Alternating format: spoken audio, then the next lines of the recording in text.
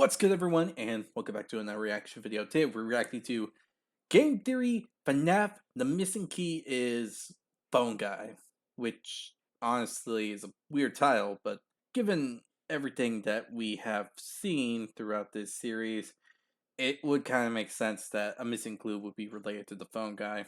One of the most mysterious characters that we don't really know anything about, except that they just answer the phone or actually just call us or leave a voice message or anything like that. And we just answer them and they give us instructions, a guide, and all that, and all that helps us to survive Five Nights at Freddy's. So yeah, that's a thing to really think about when it comes to this. And yeah, I honestly don't know what else to say. Involving the phone guy is an interesting thing, so it's going to be a bit confusing immediately. But I'm ready to see what this is all about. So if you enjoyed this reaction video, hit the like button down below. Hit the subscribe button to support the channel, support the content provided, and so on and so forth. Hit the notification button to be notified immediately when a video comes out. And finally, give Game Theory some love and support for the video that they made. The link to their videos can be down in the description below, so be sure to give, as I said, them love and support for the video that they made. Now, with this all said, let's get right on into this one. We've all been wrong about FNAF 1. Since its release, its place in the Okay. timeline has remained an unconfirmed mystery. But now, we have the week before. A book set the week before the very first game. Will it solve this Wait, 10-year-old what? mystery? Or is it going to... Wait, seriously? There's a book involving a week before the first FNAF game. That's why. Just why? leave the timeline even more broken? Oh, great. Hello, Internet! Welcome to Game Theory, the show that reads the FNAF books so you don't have to. Like, seriously, why are there 25 of these things? But regardless of how I feel about the mere existence of these things, Scott is still pumping them out, and now we've got a new series of interactive novels starting officially with The Week Before. For those of you who don't know, The Week Before is FNAF's legally distinct version of a choose-your-own-adventure book. They can't legally call it that because it's trademarked, don't worry about it. In this book, we take on the role of Ralph, a Freddy's security guard working the night shift the week before FNAF 1. The same security guard that we hear during each night of FNAF 1. Hello? Hello? Phone Guy's name is, okay. I wanted to record a message for you to help you get settled in on your first night. That's right, Ralph is Phone Guy. Nice to finally put a name to a voice. From here, you get to choose how the story plays out. Some paths will take you through the pizzeria that we know so well at this point. Others will offer you new storylines, and others will land you exactly where Phone Guy ends up during the Night 4 call of FNAF 1.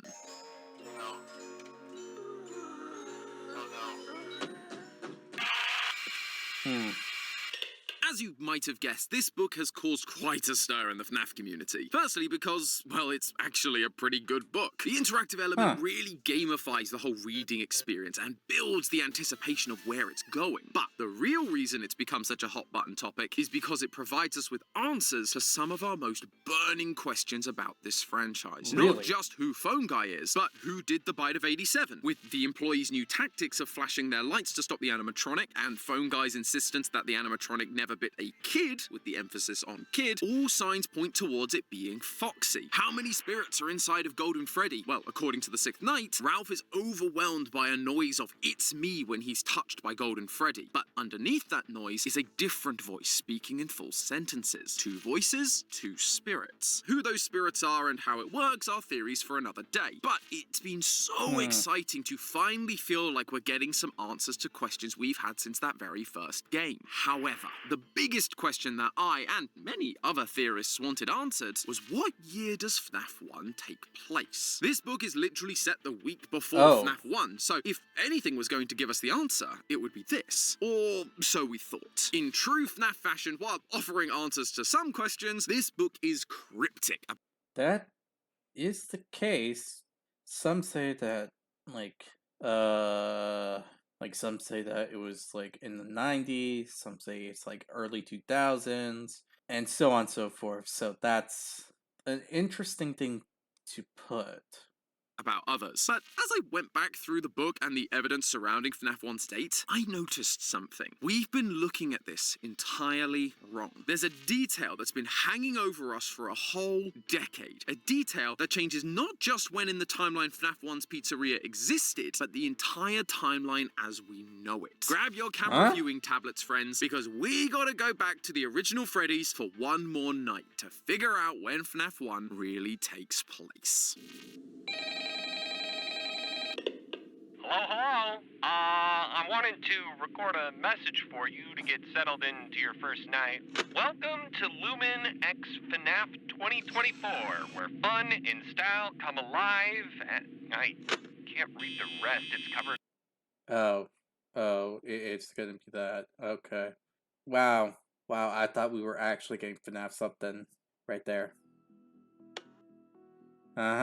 1993 has basically been the de facto date for FNAF 1 ever since Matt's very first FNAF episode. He used the amount of money earned in the week and compared it with the minimum wages throughout the years, which landed him somewhere in the early 90s. Combine that with the fact that most weekly employees are paid on Fridays, with the date we get paid in FNAF 1 being November 12th, and you find the only year that fits is 1993. We almost got confirmation of this date too, thanks to some leaked Faz facts from FNAF AR, saying things like Fazbear's twisted pizza recipe was voted most yummy by 6 out of 10 children in every survey from 1988 to 1993. But we were later told by Illumix, the company that made the game, not to use this cut content for lore purposes. These might have been cut because Scott just likes to be cryptic, or it could be because the date was wrong. Either way, it did sow the seeds of doubt within the community about the legitimacy of 1993 as our FNAF 1 year. Since then, a couple of other dates have been thrown around, but despite all of the theorizing, we've never had something that felt truly solid, which was where we all hoped the week before would come in and save the day. And at first, it seemed like it was doing just that. Except that it didn't, and it was being cryptic as literal F.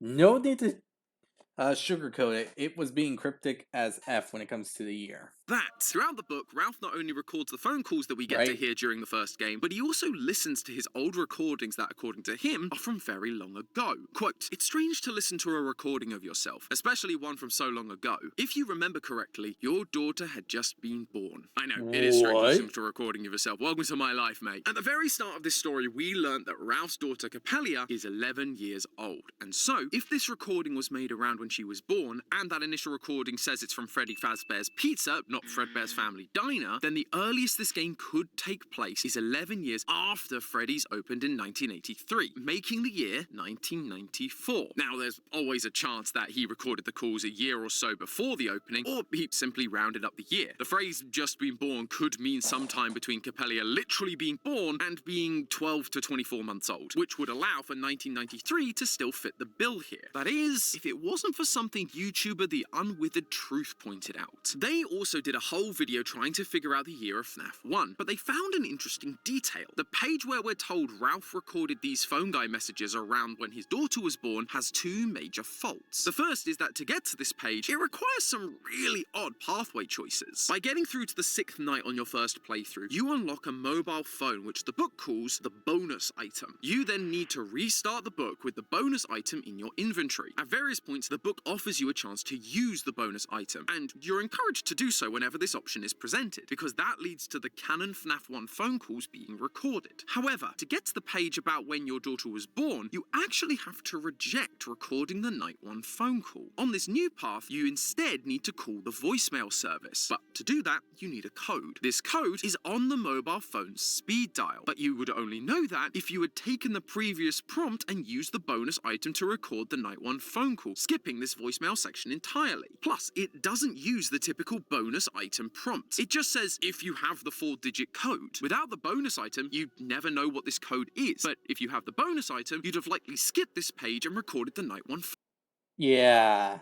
Honestly, if that was gonna be the case, that actually does sound a bit skeptical, not gonna lie, because that's just sounded so random. How would that work? I mean, if it was through a simple answer, sure, it could work, but it's not. you're just gonna have to do a very, very complicated thing. And that honestly doesn't make sense in this case. Why would you need to go through a very complicated thing to hear a comment about hearing your old voice recording?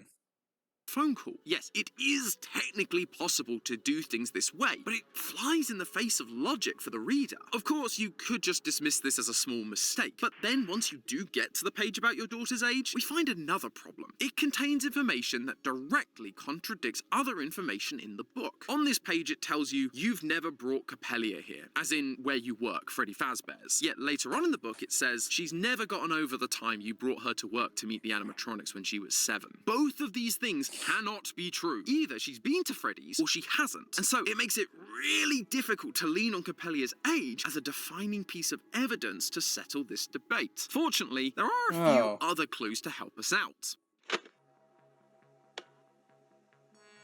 Throughout the book, it becomes clear that Ralph has a bit of an affinity for modern pop culture, specifically movies and TV shows. On page 147, he references The Goonies. On page 194, he punches in the code 1234, and when it's wrong, says that would be a combination an idiot would have on their luggage. The same line from the movie Spaceballs. When fighting against the animatronics, Ralph's daughter yells, "Try holy water, death breath," which comes from the movie The Lost Boys. This thing is full of references like this, and they're mostly from the 1980s. The Goonies was first released in 1985, Spaceballs was released in 1987, and The Lost Boys was also released in 1987. However, there is one year that comes up more commonly. On page 157, Ralph says how Bruce Willis makes crawling through vents look easy, referencing Die Hard from 1989. On page 176, he mentions watching Lethal Weapon movies, as in more than just the original, with the sequel coming out in 1989. He even references an episode of Star Trek on page 8, Who Watches the Watcher, an episode that was released in 1989. And finally, he mentions his daughter playing a Sega Genesis console, which was released in, you guessed it, 1989. With all of these references to the same...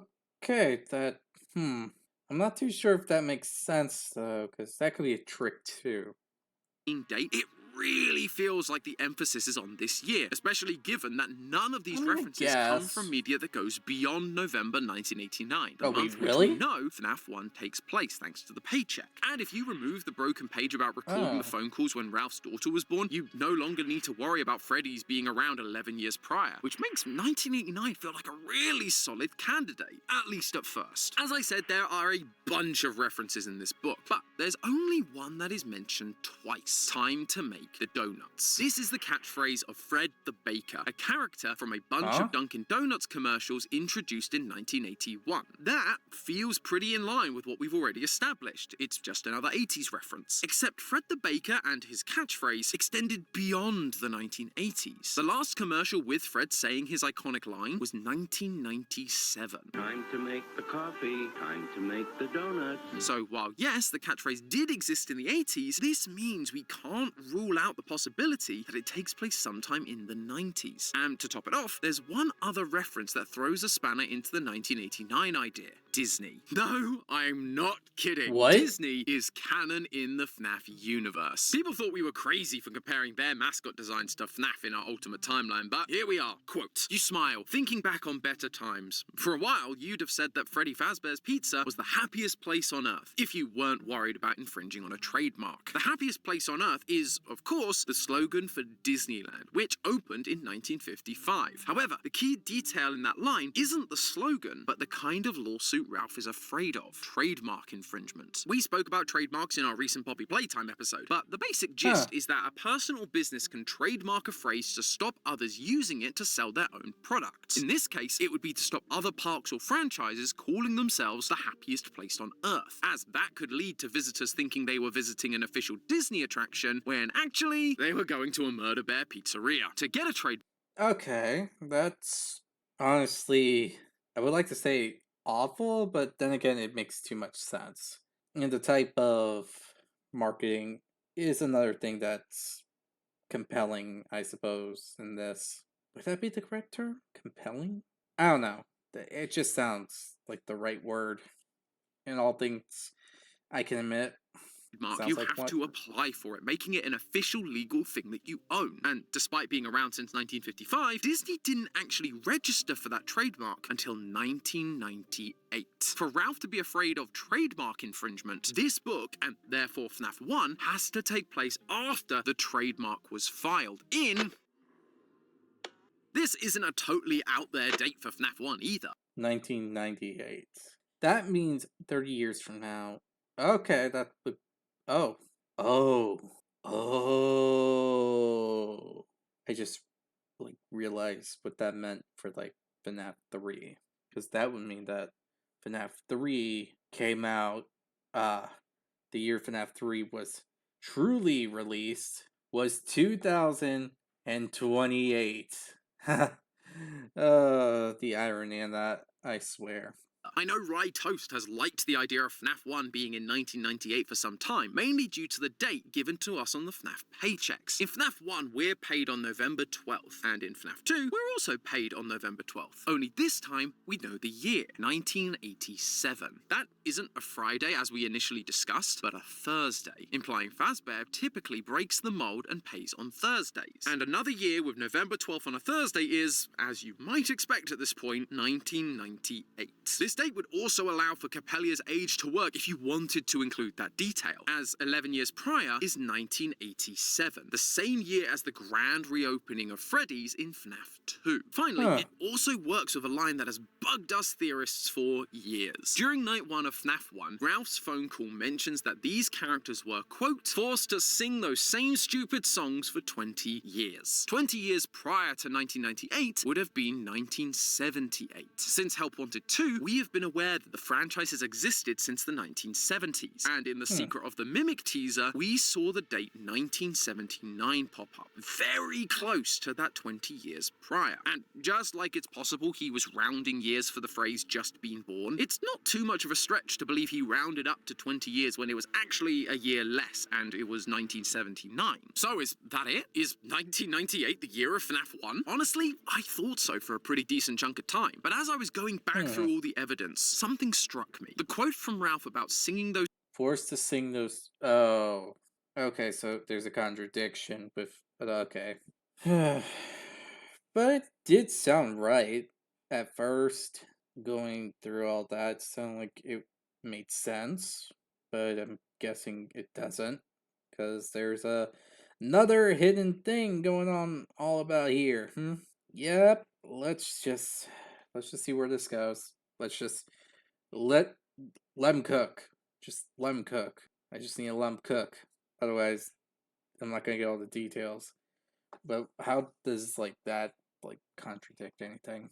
songs for 20 years. It's not the full quote. We often spend a lot of time focusing on the 20 years part because that feels like a definitive amount that we can fit into whatever timeline we come up with. But the full line gives us an extra detail about exactly what he's referring to. If I were forced to sing those same stupid songs for 20 years and I never got a bath, I'd probably be a bit irritable at night too. Did you catch it? Ralph mentions them never being washed in those 20 years. You can't wash a character. It's just a fictional concept, which means this line has to be referring to the animatronics themselves. In the book, he also states that he was so happy that they restored Freddy and the gang to their vintage designs. These aren't new animatronics for this reopened location. These are old animatronics that have been restored. The same ones that have been around for 20 years. His joke about not getting a bath is just his explanation for why they smell, as during the canon run of the week before, he never discovers the truth about the kids' bodies being stuffed inside. Ralph's not talking about the characters of Freddy, Bonnie, Chica, and Foxy. He's talking about the physical animatronics, and that changes everything. Because if these 4 animatronics have to have been around for 20 years, then that means there's only one date FNAF 1 can be. 2003. We've seen that time and time again, Freddy Fazbear's Pizza was officially established in 1983. If the animatronics from FNAF 1 are supposed to be the same animatronics restored to their original vintage design... Oh, not like the costume thing, but the... like what the original Freddy, Bonnie... Okay, the ones that we see from FNAF 2. designs, then that would mean the earliest FNAF 1 could take place is 2003. But what about the Secret of the Mimic teaser? That showed the franchise was active in 1979. And that's true, but it's not taking into account the era of FNAF that game takes place in. In the books, the Mimic is invented as one of the earliest ever animatronics, designed to mimic the routines of others and wear whatever costumes it needs in order to become that character. This is the costume era of FNAF, not that of fully fledged animatronics. Edwin, the creator of the Mimic in the books, is working on animatronics of the main four, but they haven't debuted yet. We saw the same thing at Steel Wool's PAX West booth where they showed a sneak peek of the game. On the walls was a poster saying Freddy Fazbear's Pizza, coming soon. The original animatronics have not yet taken center stage. They haven't started Yeah, that is about right. With all the information gathered and things being said, that is about the right time of everything. I mean, it was clearly stated multiple times before the animatronics were made, the Mimic was made. And the Mimic had its own thing going on there, with it being used for like costume making and so on and so forth. And yeah, and that the costumes were used as a base to make the actual animatronics later in time.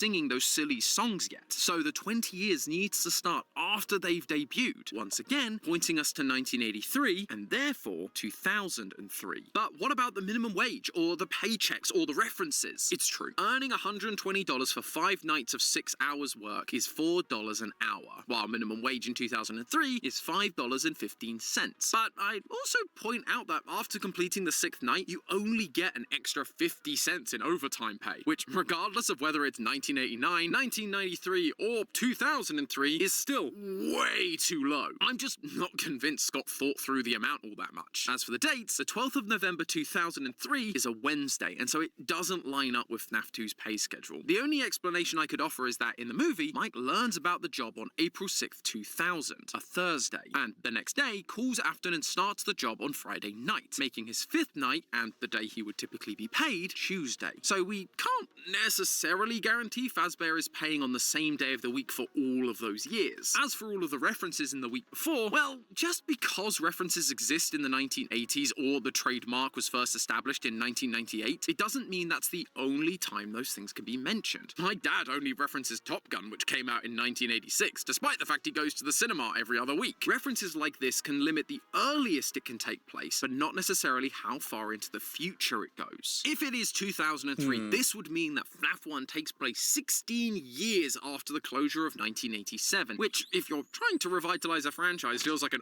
awfully long time to wait, although we all know the power of nostalgia with older audiences these days. As for the future parts of the franchise, Yeah, that's a bit weird. And it does contradict some stuff, but it could just be Scott just effing with us. I mean, that is a very, very big possibility. I'm like, not gonna lie. this is where I'll admit things fall apart a little. FNAF 3 takes place 30 years after the closure of Freddy's, which would then become 2033. That isn't an issue by itself, but based on this poster and the calendar from Security Breach, it's been theorized that Security Breach takes place in 2035. That means that FNAF 3, FNAF 6, Help Wanted, Special Delivery, and Security Breach all have to take place in 2 years. That's a speedrun worthy of a Tetrabit video. Again, that 2035 date has only been theorized about, so there is a chance that, like our initial FNAF 1 date, it's also not correct. Though I will admit, it is annoying if Henry's message in FNAF 6 that was labelled HRY223 has nothing to do with the year of the recording and is just an arbitrary number. So, what now? We've examined the 3 options it feels like this book is trying to point us towards: 1989, 1998, or 2003. All of them have some pretty decent evidence supporting them, but they also have plenty of weaknesses. So, which one is the definitive true answer? This is where I'm sure many of you are waiting for me to pull out the trump card, the final piece of evidence that will settle this debate and give us an answer. You don't have one, do you? Like, at all. You're just giving us 3 options: 1989, 1993, and 2003. Like, that is literally the situation we're in right now, is it? You can't really give us anything because all three have equal amount of weight, is it? That's what's going on right now, is it?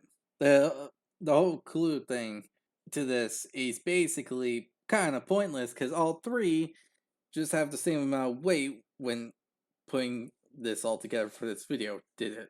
Unless we're missing some key clue from the book that says otherwise, these three dates are literally all we have. And honestly, that kind of actually makes things easier, not gonna lie, because that would mean that, well, you have only 3 years to really try to figure out which one would fit into the whole timeline. So nothing really bad there. Makes it complicated without a doubt, but it's a lot easier than anything else. That no one was expecting. But the truth is, every time I tried to solve this paradox, there was always one piece of evidence that just didn't fit. If we agree it's 2003, then the paycheck days don't work, and Henry's message number means nothing. If we agree it's 1998, then the animatronics can't have been around for 20 years. There's just no winning. This book was clearly supposed to give us answers, but a few mistakes or contradictions here and there have made it impossible to do so. And that is so frustrating as a fan of this franchise. We spent the last few years begging for answers to this franchise, and over the last year, it really felt like Scott was answering our prayers, clarifying older details in the franchise. The Bite of 87 being revealed to be Foxy in the week before. The Spring Bonnie aerial on the Midnight Motorist car in 5 Laps at Freddy's revealed that Cheeto Man from Midnight Motorist was Afton all along. Ditophobia revealed that the FNAF 4 nightmares were a result of hallucinogenic gas, not sound illusion discs. But when you actually stop and look at those now solved mysteries, outside of the immediate question, what did they actually solve? Cheeto Man is Afton, but we still don't know for Yeah, sure who the kid. yeah, that's an issue. I mean, we can guess and we can estimate. We can roll it. We can get a dice and freaking roll it and say, "Oh, it's this thing." But honestly, it's just only confirming some facts that we just didn't know before. Doesn't mean anything's gonna change.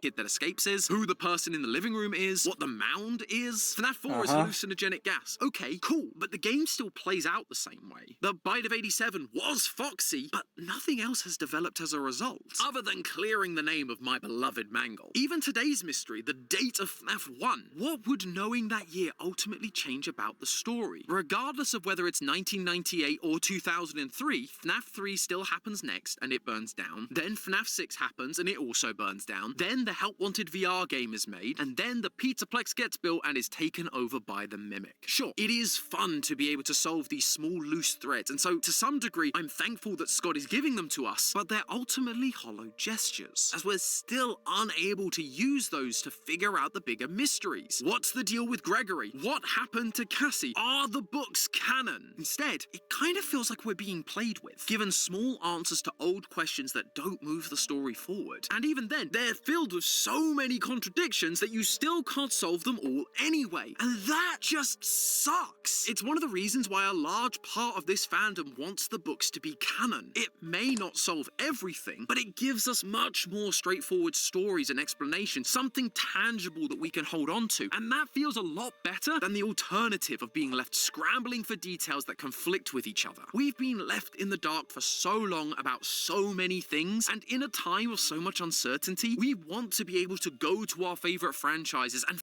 Well, I guess I get the point.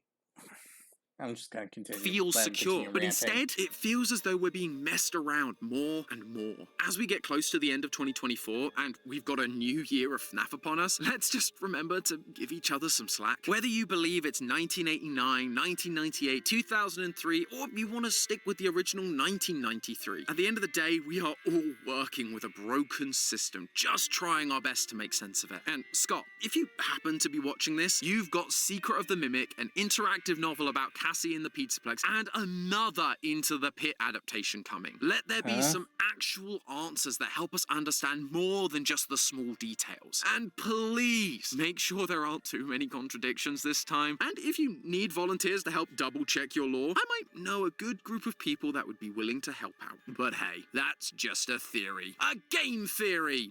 And that will be that end of that tidbit. So, we got the biggest contradiction of all time. This is highly disappointing. So, we have 3 dates. Well, 3 years. And if they are false, then it's originally going to be 1993. And I think I got the original date wrong. Like I got that theory wrong. The date wrong. Yes, that. I got the year wrong and called it 1993 when it was actually 1998, 1989, and 2003. So, this is and now that I'm thinking about it, it actually kind of makes sense. I mean, all we really learned was that the phone guy's name was Ralph, and just got a clear statement on which animatronic killed someone. That's it. Like, there is nothing else to really say about the matter, because that's gonna be the case. That's it. The person that, yeah, that's just annoying. Now that I'm trying to finish these sentences, the thought just is actually more annoying now that you realize what the heck's going on, and you can understand the struggle of everything going on. The books, well, this kind of book didn't really solve anything. Heck, it didn't solve even a small mystery. All it did was become a contradiction upon a contradiction. Okay? We have less clues on what the year is. And there's evidence that just, you know, that just says, okay, this year has this kind of facts, this year has this other type of facts, and this last year has these types of facts. And they're all something that just contradicts one another. Like, one that they all give more proof that these are going to be the correct date, but reasons why they aren't the correct date either. Like, that is the biggest contradiction here. And that's really, really annoying. And yeah, that's what's going on. That's seriously what's going on here. And that's it. That's really it.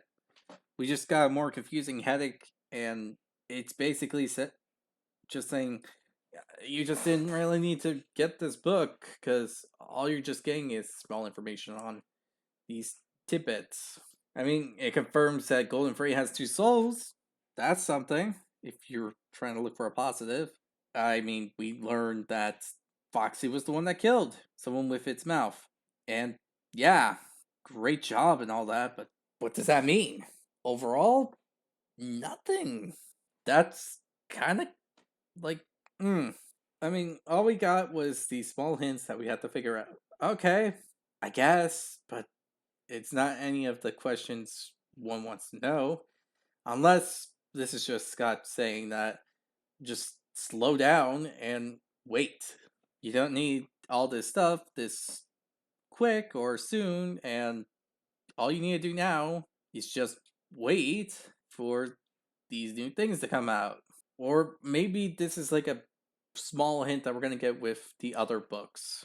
And the books are kind of canon to the story, but not in the way you think, because there's only small hints and bits that we're supposed to try to figure out how it interpretates into the game series. Like Fetch, it's technically canon because I remember seeing it in Security Breach. Not the actual animatronic, mind you, but I saw images and designs of Sketch from the arcade machines. So that means this character has to be canon. No one can deny canonicity from it, and so on and so forth. That's literally all you can really say about the matter. And that's it. So, yeah, this is the biggest contradiction of ever. Sure. Are we getting solid answers? No. And that's, and I can understand why the frustration when it comes to this book is like there. Sure, it's cool and all that, but the answers it gives are lackluster. But hey, maybe it's just like a bigger mystery. Maybe Scott is just hiding clues for like the next 2 books he has. Who knows? I can't say. I'm not Scott. But I guess we'll find out when those new books come out. So, yeah, I hope you all enjoyed this video. If you did, hit the like button down below. Hit the subscribe button to support the channel, support the content provided, and so on and so forth. Hit the notification button to be notified immediately when your video comes out. And yes, with all this said, I'll see you all next time. Bye.